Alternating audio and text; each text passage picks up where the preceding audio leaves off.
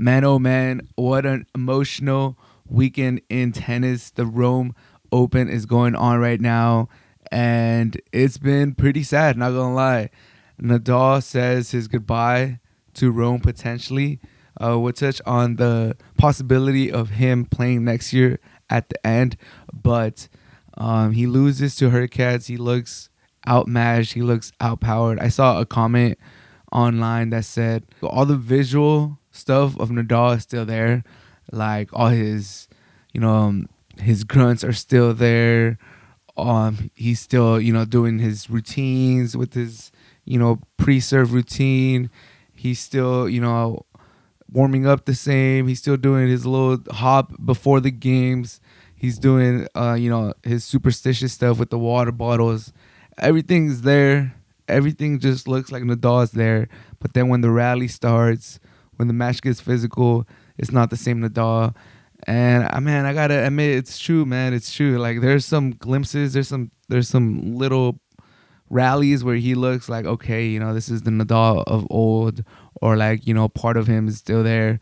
And then there's other times, especially against Hurkacz, where he just looks like he has no shot to compete against a top 10 player like Hurkacz. It's sad, but to get Nadal like that it's definitely emotional.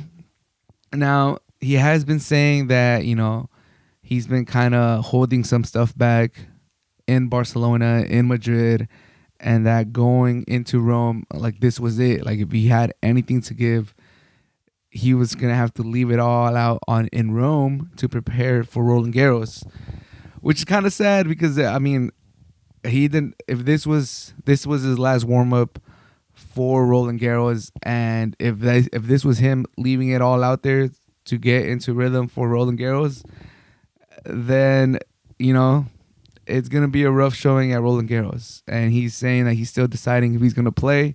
I believe he is gonna play. There's just no way that he skips Roland Garros on his farewell tour, and like this is shaping out to be, Roland Garros is synonymous with Rafael Nadal. So I do believe he's going to play. Is there any chance that Nadal wins Roland Garros?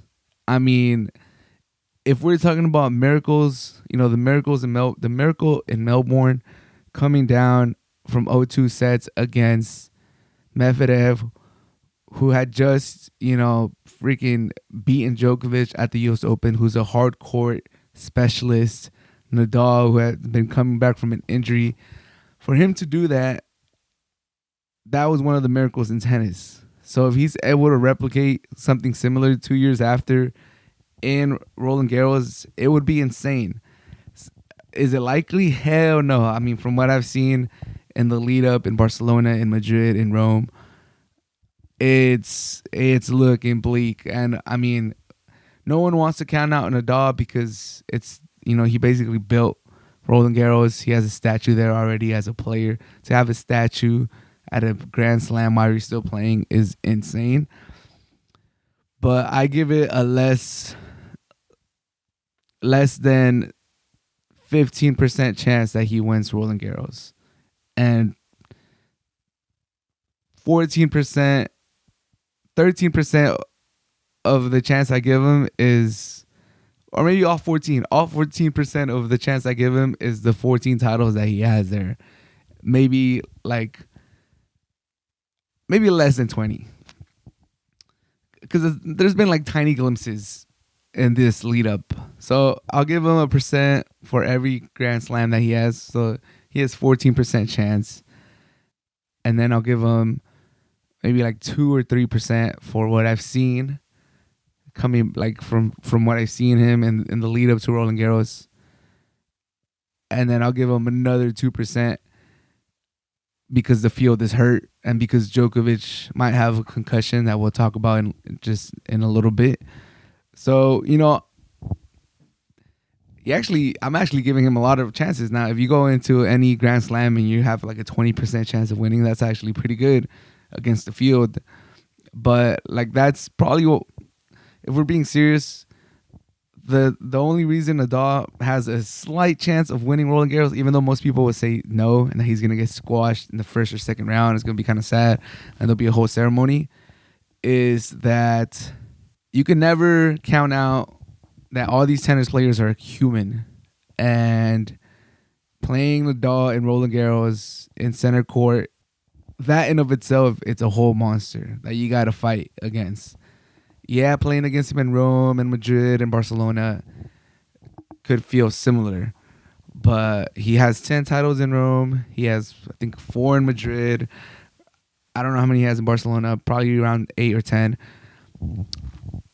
But 14 Grand Slams, and to see his statue as you know, you're making you commute into the French Open, that in of itself is a whole monster. That 97% win percentage that he has there is a whole thing. Like, these tennis players are human, and this younger generation, this next gen, this next gen, they have shown that, you know, they're not mentally there yet. Next gen, the ship that's kind of sailed. Tsitsipas, Zverev, you know, they're not there. This next gen, they're still green. They're not ripe yet. So I could see that playing a factor. I could see, you know, the magnitude of the moment, playing the king of clay in a 5-set gruesome match. It could lean towards Nadal, and the crowd is just gonna be, if it's already 100% Nadal when he plays in Roland Garros, it's gonna be 1,000% Nadal. So because of that, I give him a slight chance of winning Roland Garros. I never want to count him out. If he's able to take a whole year off and win Australian Open with very little warm up, I mean, I think he did win a title, a 250 leading up to Australian Open, so this is different. But he had never won the Australian. He had only won the Australian Open once before that title, so it's not like a historic. Like, he's not used to winning that. He's not a favorite of winning the Australian Open by any chance. So if he's able to win the Australian Open, obviously there was no Djokovic in that field, but we'll talk about Djokovic. He's not at his best right now. I think Nadal could do the impossible. Could just shock us for one last time. Could just give us another glimpse of what his career has been. Injuries, a lot of what ifs, a lot of, man, if this guy was just healthy consistently, what could he have done? But a warrior, someone that never gave up. And I think he has the possibility to shock the world one last time and, you know, just go off into the sunset. I feel like if he wins Roland Garros, he calls it right there. But he's competitive, actually. I don't know. He might keep playing. But I think he can shock the world one last time. But from what I've seen these last few games, yeah, he's pretty much cooked.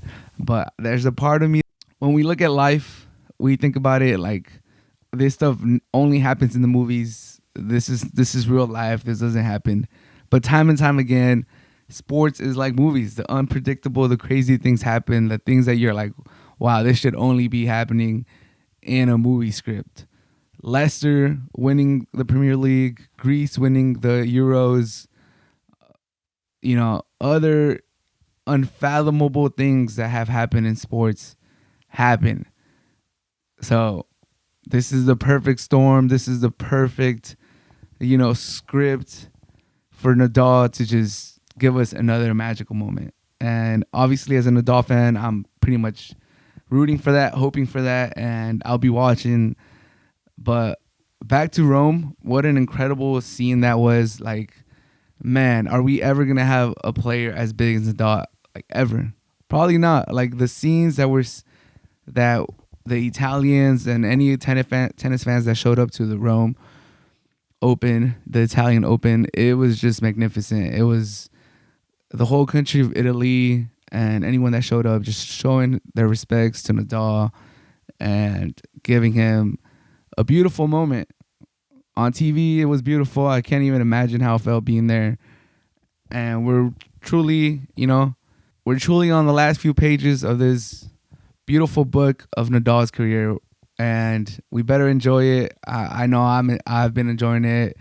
As being a tennis fan in the U.S., these matches are a little early. They're not in the best times, but it's Nadal's last few games, his last few matches it feels like. So, I've been doing my best to try to catch a game. But woo, man, those scenes are incredible. I'll try to put some pictures on the YouTube video. If you're listening on the podcast, make sure if you haven't seen it, just Google it, Nadal Rome. I'm sure it'll be the first thing that shows up. It was just scenes, man, scenes. They were like, is this Argentina celebrating the World Cup or is this Nadal? Like, you can't tell the difference. There's so many people. It was incredible. It was incredible, especially because I've gone to some tennis tournament. It's not like anyone in the public could just show up. You got to get like at least a grounds pass to enter the campus, so it's not like the capacity is capped out, because you got to have a ticket to enter the venue or like the grounds. So it seemed like everybody that was at the grounds was there. Like, I don't know who the hell was playing at that time in the other courts. However many courts they have, they probably have around 10 courts. I'm pretty sure all 10 courts were empty. And everyone that had a grounds pass, everyone that had tickets to Stadium 1, Stadium 2, Stadium 3, everybody was there.